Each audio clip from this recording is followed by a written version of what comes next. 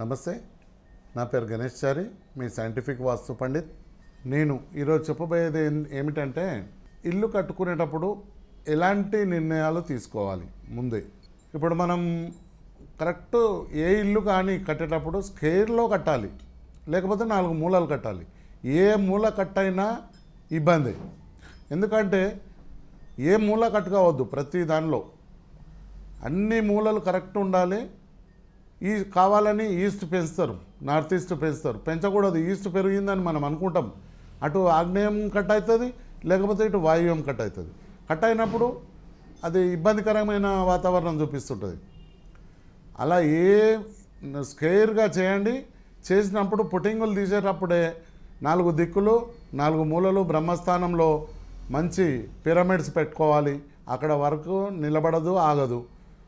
ఎందుకంటే ఎలాంటి ఇబ్బందులు ఎదుర్కోవద్దు అనుకుంటే 4 మూలలు 4 దిక్కులు బ్రహ్మస్థానంలో మంచి పిరమిడ్స్, సెలనైట్ కానీ, పైరైట్ కానీ, అమెజోనైట్ కానీ,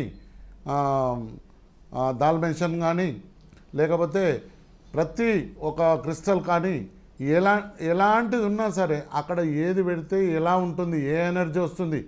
మనకు 100% పాజిటివ్ ఎనర్జీ వచ్చిందనుకో, ఆటోమేటిక్ నీకు ఎవ్వరు ఆపినా ఆగదు అక్కడ పని.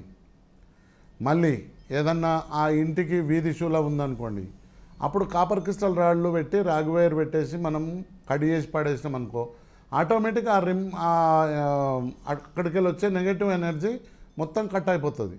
మీరు బాగా ఆలోచన చేయండి. ఎప్పుడైనా దేవాలయం దగ్గర ఉన్న ఇల్లును తీసుకోవద్దు అని అంటారు. ఎందువల్ల?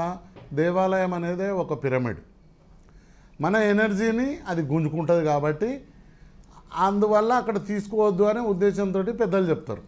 ఈ పిరమిడ్ ఉన్న దగ్గర పాజిటివ్ ఎనర్జీ గుంజేసుకుంటుంది, పక్కన తీసుకుంటే ఆ ఎనర్జీ గుంజుతుంది అని చెప్పేసి అప్పుడు మేమేం చేస్తాం, కాపర్ క్రిస్టల్ రాళ్ళు పెట్టి ఆ యొక్క నెగటివ్ ఎనర్జీ రాకుండా, పాజిటివ్ ఎనర్జీ పోకుండా కాపర్ క్రిస్టల్ రాగివైర్ పెట్టేసి మొత్తం ప్యాక్ చేసేస్తాం ఆ ఇంటి. అదే శ్మశాన వాటిక దగ్గర ఇల్లు ఉందనుకో, అప్పుడు ఏమవుతుంది, పూర్తిగా నెగటివ్ ఎనర్జీ మనకు పంపిస్తుంది ఆ ఇంట్లోకి. ఆ పంపించకుండా ఉండాలంటే సేమ్ ఇదే ప్రాసెస్. కాపర్ క్రిస్టల్ రాళ్ళు పెట్టడం, రాగివైర్ పెట్టేసి మొత్తం ఇంటికి అష్టదిగ్బంధన చేసేస్తాం. అప్పుడు ఆ నెగటివ్ ఎనర్జీ రాదు, మనకు పాజిటివ్ పోదు. అప్పుడు ఏమవుతుంది, మనకు ప్రశాంతత ఉంటుంది.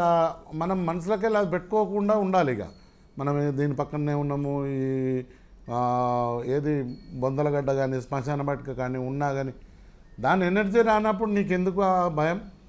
భయపడాల్సిన అవసరం లేదు. ప్రతి ఇంటికి ఏదో ఉంటుంది, ఉన్నా కానీ దాన్ని రెమెడీ చేసుకుంటే సరిపోతుంది.